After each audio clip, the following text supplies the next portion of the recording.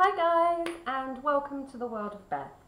So today we're going to do the first of one of what I hope will be many of a new series called Teacher Tales.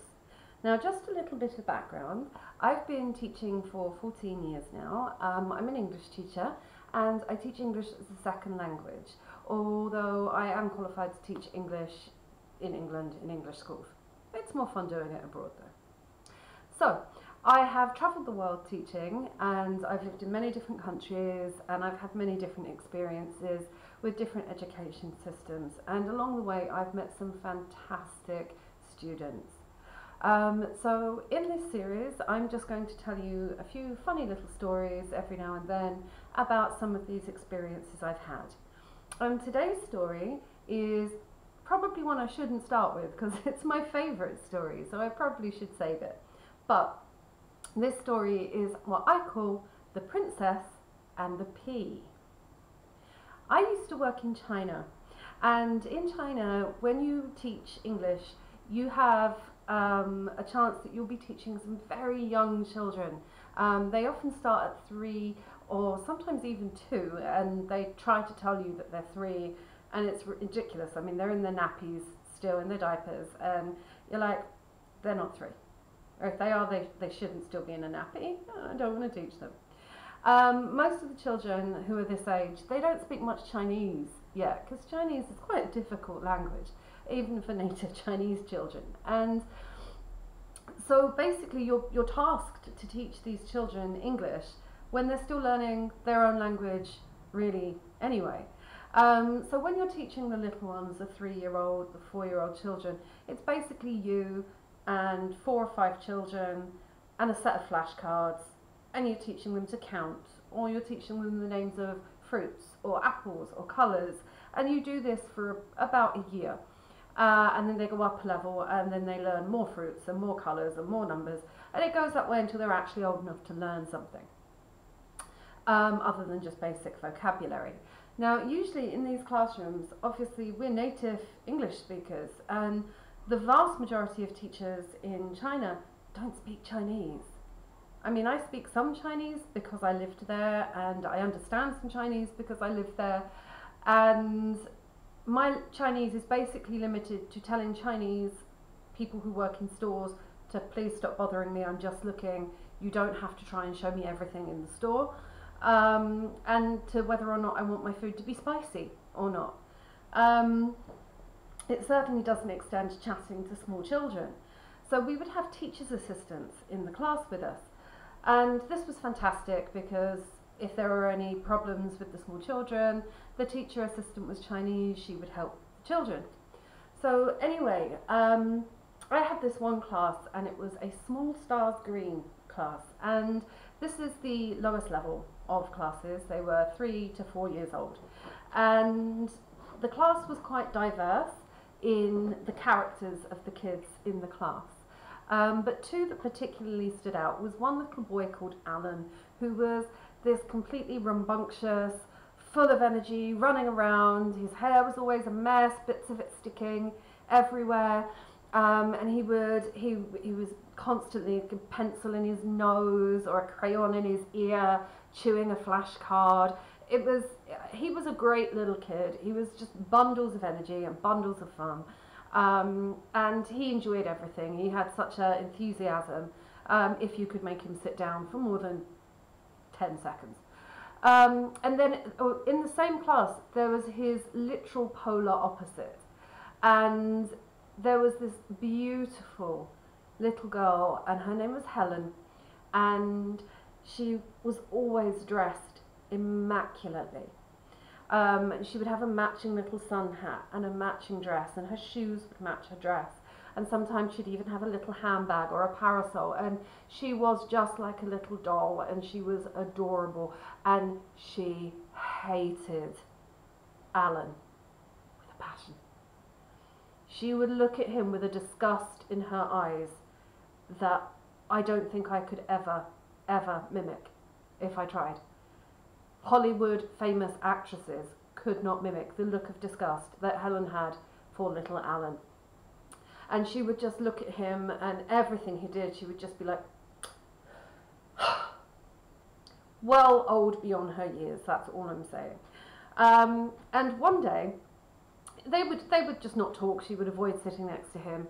But then one day, I came to work, and my teacher's assistant, Coco, was ill. So I said, "Oh, so are we cancelling the small stars classes today?" And it's China, so no, we don't cancel things in China. You go ahead, you're going to do the classes. And I said, well, even the really little ones who don't understand anything more than 1, 2, 3, cow, rabbit. And they're like, yeah, you can still do that on your own. And I'm like, well, okay, I'm a professional teacher. I can handle this, it's fine.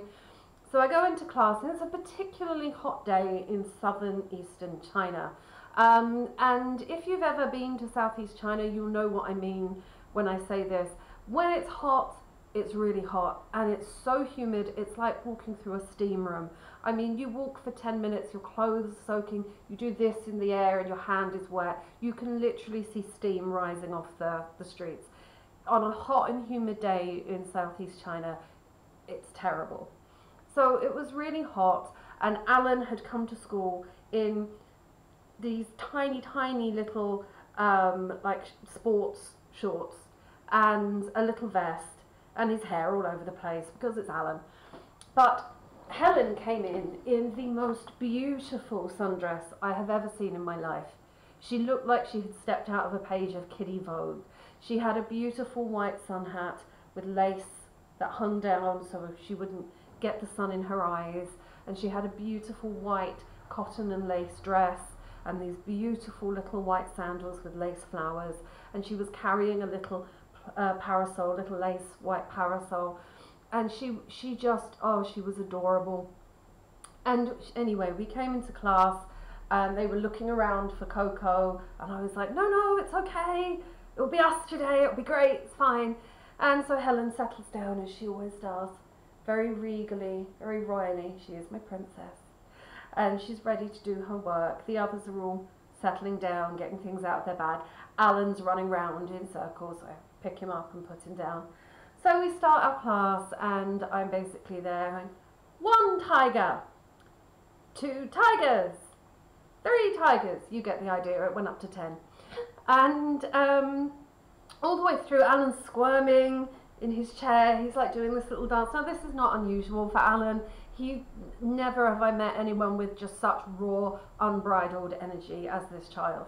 And he kept saying to me, "Lao Shi, Lao Shi," and I was like, what?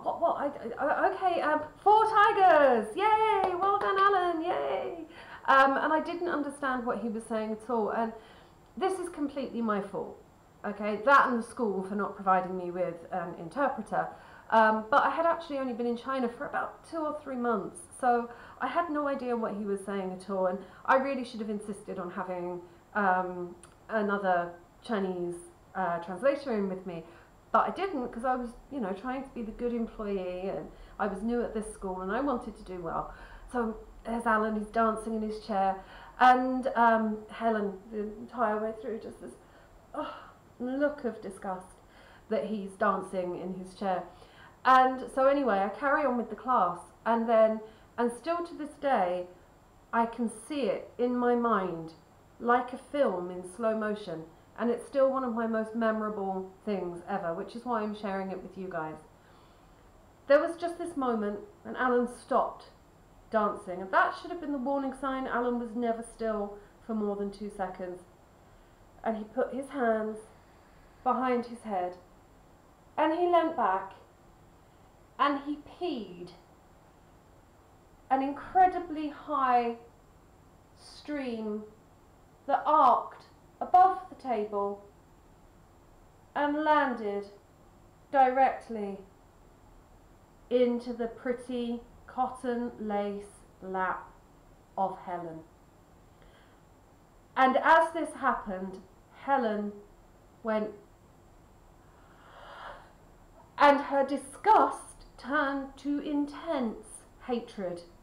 And I have never seen this in a 3-year-old, but she pulled her hand back and she gave him a right hook that I will never forget, that sent him flying out of his chair, still peeing as he went, but with a happy look on his face.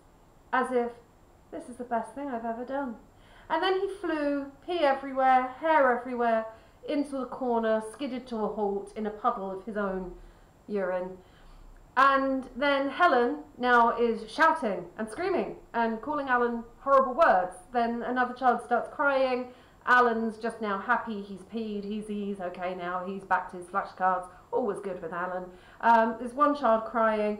Now I have to try and separate Helen because she's about to kill Alan. So I have a child whose pretty white lace and cotton dress is urine stained under one arm, trying to hold back a crying child with the other, kick open a Chinese door and scream down the corridor, "Somebody help me!"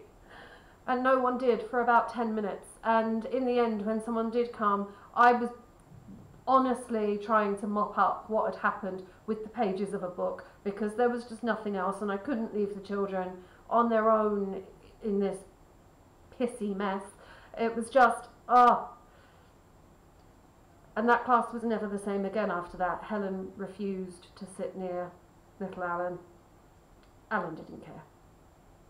But if he went anywhere near Helen, she narrowed her eyes.